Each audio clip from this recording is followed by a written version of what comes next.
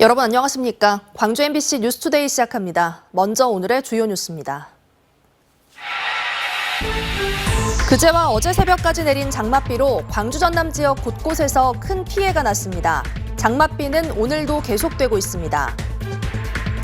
나주 혁신도시의 한 건물에 한 달째 냉방시설이 가동되지 않고 있습니다. 삼복더위에 애꿎은 세입자들만 피해를 보고 있는 현장을 취재했습니다. 광주 지역 35개 전통시장으로 이뤄진 광주시 상인연합회가 복합쇼핑몰 입점을 반대하고 있습니다. 외국인들이 지구대에서 집단 탈주국을 벌인 사건과 관련해 광산경찰서 경찰관 4명이 경징계를 받았습니다. 지난달 25일부터 시작한 장맛비가 꼬박 한 달 동안 이어지고 있습니다. 이제는 좀 그만 왔으면 하는 분들 많으실 텐데요. 이 기간 동안 강수량은 평년의 2배 이상을 기록했습니다. 이제 장마가 끝나나 했더니 이번엔 태풍 독수리가 북상하고 있어 장마가 언제 끝날지 아직 예측할 수 없습니다. 김진선 기자가 보도합니다. 주말부터 사흘 동안 많은 비가 쏟아진 광주 전남. 신안군 안좌면 383.5mm를 최고로 한평 272mm, 목포 236mm 등 300mm 안팎의 강수량을 기록했습니다. 장마가 시작된 이후 지속적으로 크고 작은 피해를 입어온 만큼 전라남도는 긴장감을 놓을 수 없는 상황. 재난대책보고회를 주재한 김영록 지사는 돌발성 호우는 얼마든지 또 있을 수 있다며 장마가 끝날 때까지 재해 대책에 집중할 것을 지시했습니다. 우리가 안심할 수 있는 그 시간까지는 잠시도 긴장의 끈을 놓을 수 없다는 것을 다시 한번. 올해 장마가 시작된 지난달 25일부터 한 달 동안 광주 전남 주요 지점의 평균 강수량은 688mm, 전체 장마 기간 평년값인 338.7mm의 2배를 넘어섰습니다. 광주의 경우 1000mm를 넘기면서 1년 평년 강수량의 72.5%에 달하는 비가 내렸습니다.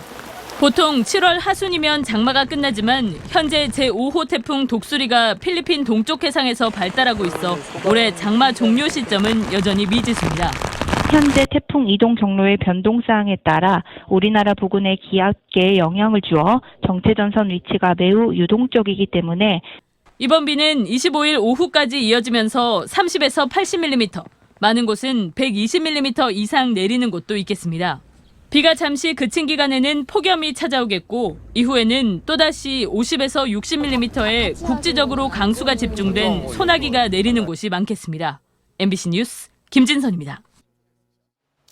오늘 또다시 많은 비가 내릴 수 있겠습니다. 현재 레이더 영상 보시면 서해 도서 지역을 중심으로 강한 비가 내리면서 흑산도, 홍도에 호우주의보가 발효 중이고요. 그 밖의 지역은 잠시 비가 멎어 있거나 약한 비만 이어지고 있습니다. 광주와 전남 서부 지역을 중심으로 호우 예비특보가 발표된 가운데 이 특보는 오늘 오전 중에 발효되겠고요. 강한 비가 내릴 가능성이 있습니다. 오늘 하루 예상되는 강수량은 광주와 전남에 30에서 80mm, 많은 곳은 100mm 이상이 되겠고요. 특히 오늘 오전 중에 시간당 30에서 50mm 안팎의 매우 세찬 비가 쏟아질 가능성이 있습니다. 오늘 기온은 어제보다 더 높게 오르겠습니다. 아침 기온 24도 안팎으로 어제 같은 시각보다 3도가량 높게 시작했고요. 한낮 기온도 30도 안팎까지 오르면서 어제보다 1, 2도가량 높은 기온 보이겠습니다. 날씨 정보였습니다. 주말부터 다시 시작된 장맛비로 광주 전남 지역에도 피해가 잇따랐습니다. 밤새 내린 장맛비에 곳곳이 무너지고 물에 잠겼고 주민들은 안전한 곳을 찾아 대피해야 했습니다. 보도에 천홍희 기자입니다.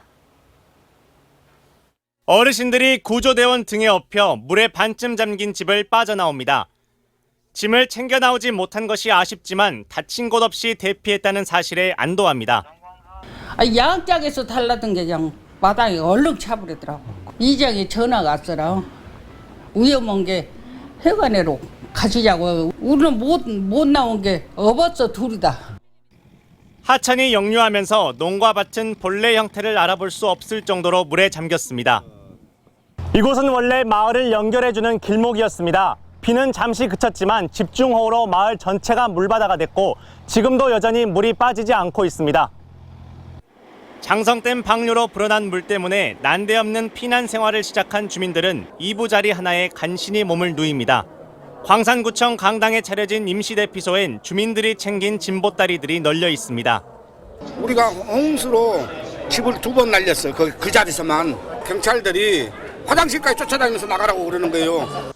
물을 잔뜩 머금은데 비가 또 쏟아지자 곳곳에서 집과 흙더미가 무너졌습니다. 나주의 한 중학교에선 건물 뒤편 경사지가 무너지면서 유리창을 뚫고 복도까지 흙더미가 밀려들었는데 방학 기간이라 다행히 인명피해는 없었습니다. 광주에서는 도심 곳곳에서 오래된 빈집들이 무너져 내렸는데 주민들이 재빨리 대피해 역시 다친 사람은 없었습니다. 사고 난 원인은 이번 장마비로 인한 것으로 일단 추정이 됩니다. 노후됐고 폭우로 인해서 또 올 것으로 예상된 장맛비는 최대 120mm까지 예보됐습니다. 예고 없이 들이닥치는 붕괴 사고에 주민들이 두려운 시간을 보내고 있습니다. MBC 뉴스 천홍입니다.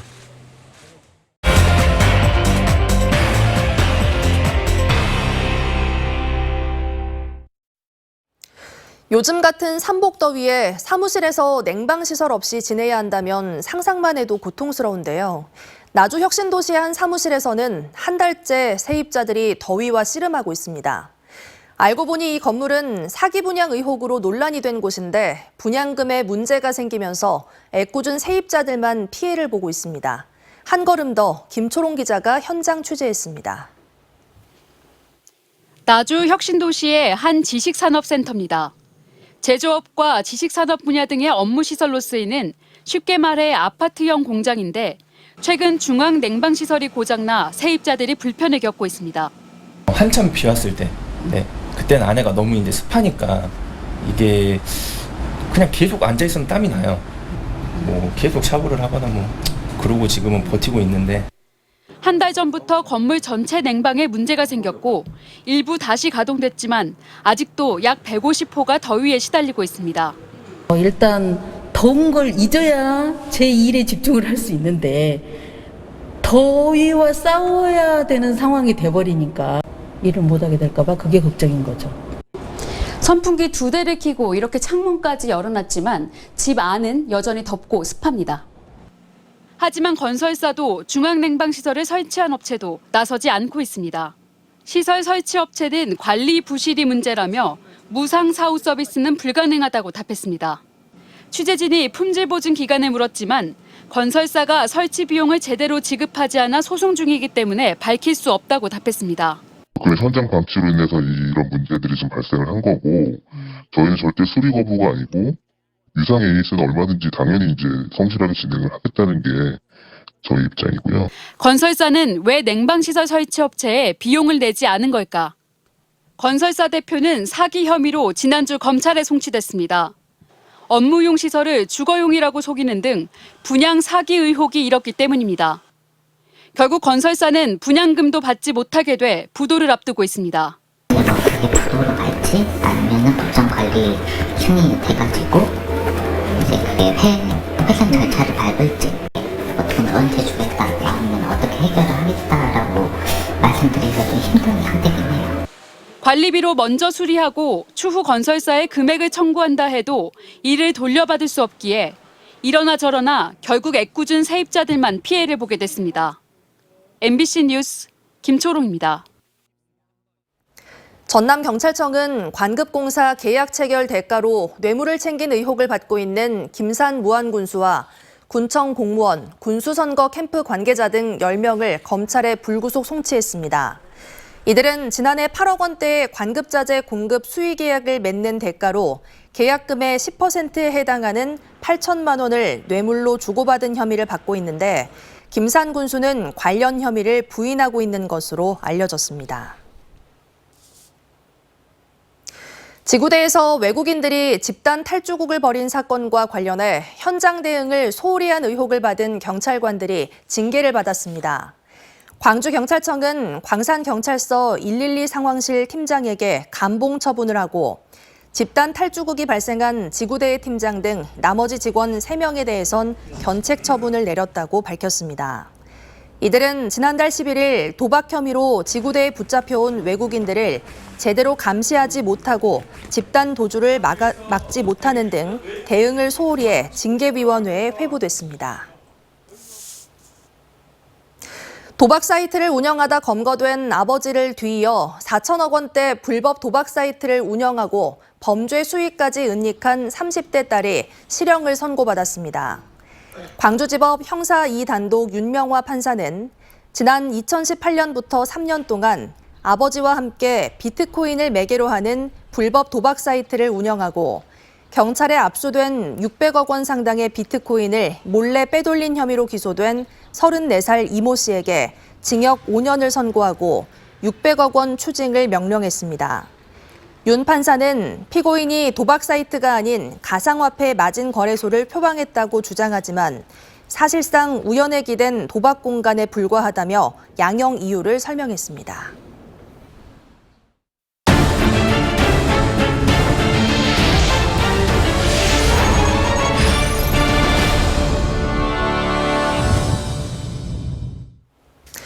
우리 국민 10명 가운데 2명 이상이 목숨을 잃는 질병, 바로 심뇌혈관 질환입니다. 진단과 치료 기술은 발달한 반면 전문적으로 연구하고 정책을 개발하는 시스템은 부족했는데요.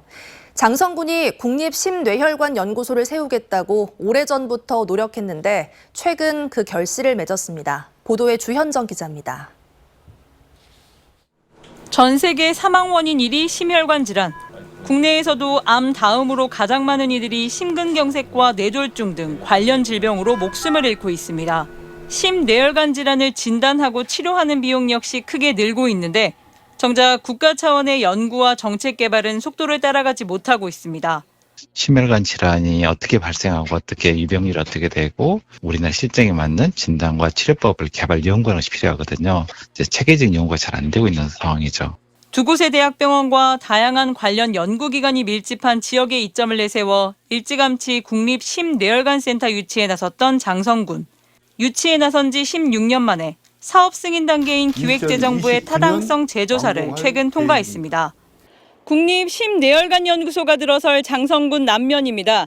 그간 국가 차원에서 심뇌혈관 질환을 연구하는 조직은 없었는데 오는 2029년 이곳에 첫 국가기관이 들어섭니다. 1,000억 원이 넘는 국비가 투입돼 전국 14개 심혈관 질환센터를 통합관리하고 난치병 연구와 새로운 치료 기술 등 심혈관계 질환을 극복하는 구심점이 될 것으로 기대됩니다.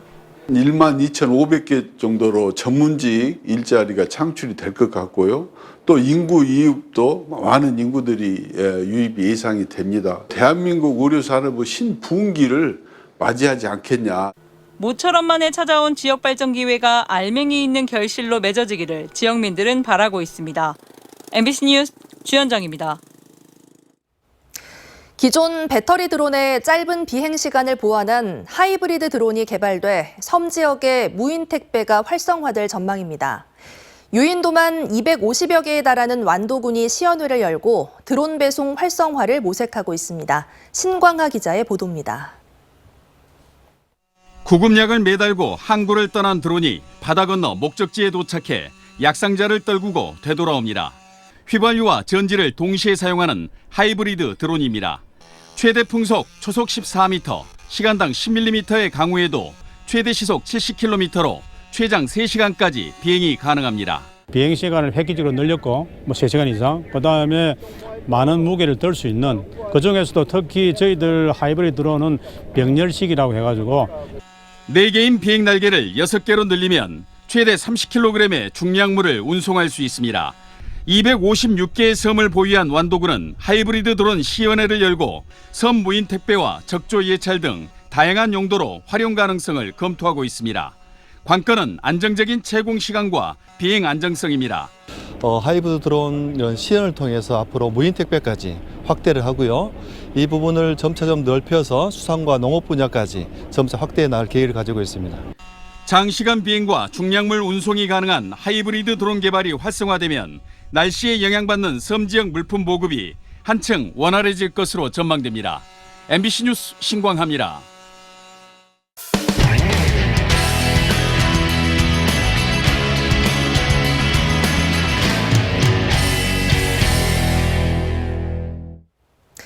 전북 새만금에서 열리는 제25회 세계 스카우트 잼버리 개막을 일주일 앞두고 막바지 준비가 한창인데요.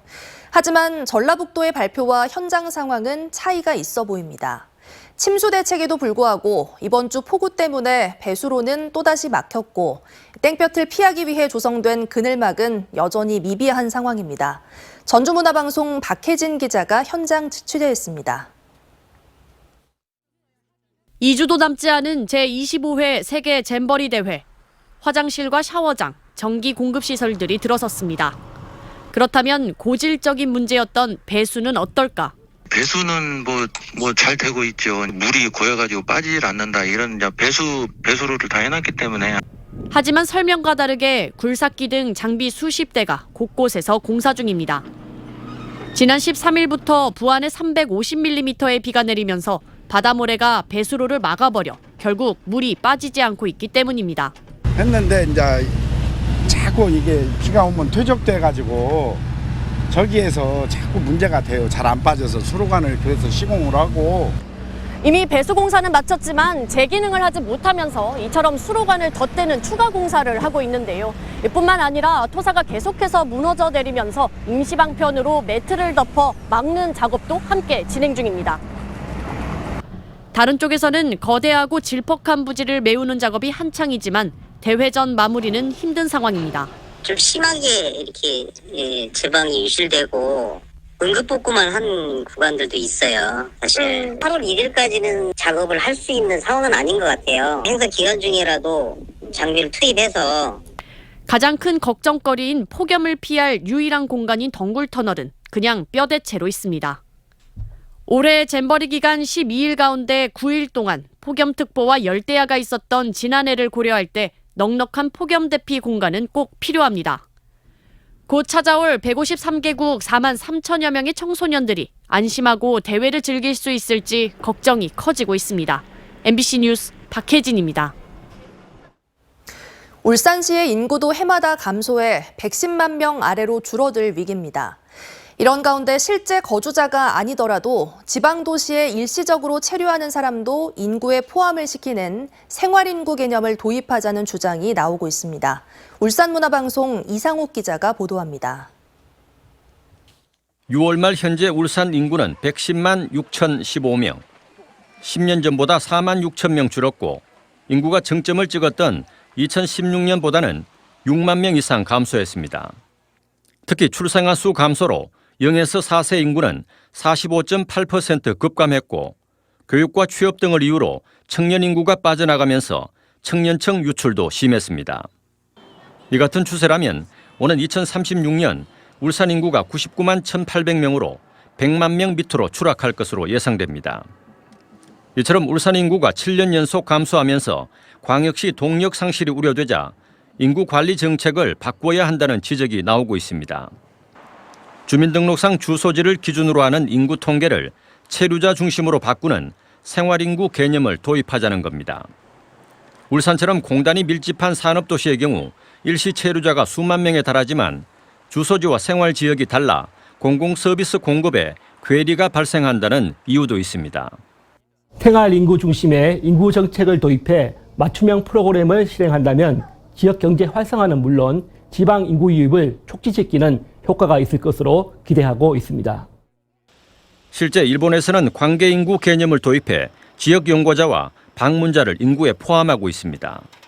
독일에서도 복수 주소제를 통해 2개 주소지에 각각 지방세를 납부하는 대신 세액공제와 왕복 교통비 지원 등의 혜택을 주고 있습니다. 지역상공계와 울산시는 인구의 이동성에 초점을 맞춘 생활인구 개념을 도입해달라고 행정안전부와 기획재정부 등 관련 부처에 공식 건의했습니다. MBC 뉴스 이상욱입니다. 광주 지역의 35개 전통시장 상인들로 이루어진 광주시 상인연합회가 광주 복합쇼핑몰 입점 허가를 반대한다고 밝혔습니다. 광주시 상인회는 어제 기자회견을 열고 복합쇼핑몰은 지역 상권 매출 감소에 큰 영향을 준다면서 광주시가 복합쇼핑몰 입점 논의도 없이 일방적 행정으로 밀어붙이고 있다고 주장했습니다. 상인회는 또 광주시가 하루빨리 머리를 맞대고 반대 목소리에 귀를 기울여 대응 방안을 마련해 줄 것을 촉구했습니다. 광주 전남연구원에서 분리된 전남연구원이 독자적 정책연구기관으로 새롭게 출범했습니다. 전남연구원은 조직 개편을 통해 6실 2단 9센터 체제로 전환했고 당분간 장원범 전남도 기획조정실장이 원장 직무대행을 맡고 전남에 특화된 연구 수요에 대응하기 위해 앞으로 인력 충원을 통해 업무 시스템을 정비해 나가기로 했습니다. 오늘 또다시 많고 강한 비가 쏟아질 가능성이 있습니다. 현재 레이더 영상 보시면 지금은 서해 도서 지역을 중심으로 강한 비가 내리고 있습니다. 흑산도, 홍도에는 호우주의보가 이미 발효 중인 상황이고요. 그 밖의 지역은 잠시 장맛비가 멎어 있거나 약한 비만 내리고 있습니다. 오늘 광주와 전남 서부 지역을 중심으로 호우예비특보가 발표됐습니다. 오전 중에 비가 시작되겠는데요. 종일 예상되는 비의 양은 광주와 전남에 30에서 80mm, 많은 곳은 100mm 이상입니다. 특히 오전 중에 시간당 30에서 50mm 안팎의 매우 세찬 비가 쏟아질 수 있어서 각별한 주의가 필요합니다. 기온은 어제보다 더 높게 오르겠습니다. 광주의 아침 기온 24도 안팎으로 어제 같은 시각보다 3도가량 높게 시작했고요. 한낮 기온 30도 안팎으로 낮 기온도 어제보다 1, 2도가량 높겠습니다. 대부분 지역에서 한낮 기온 30도를 웃돌면서 더운 날씨가 이어지겠습니다. 곡성의 낮 기온도 30도, 여수의 낮 기온은 27도 안팎으로 예상됩니다. 바다의 물결은 전해상에서 최고 1.5m로 일겠습니다. 이번 주는 내내 흐린 날이 많겠습니다. 날씨 정보였습니다. 뉴스 마칩니다. 시청해주신 여러분 고맙습니다. 언제 어디서나 내 손 안의 뉴스. 광주 MBC 뉴스 유튜브 구독으로 함께하세요.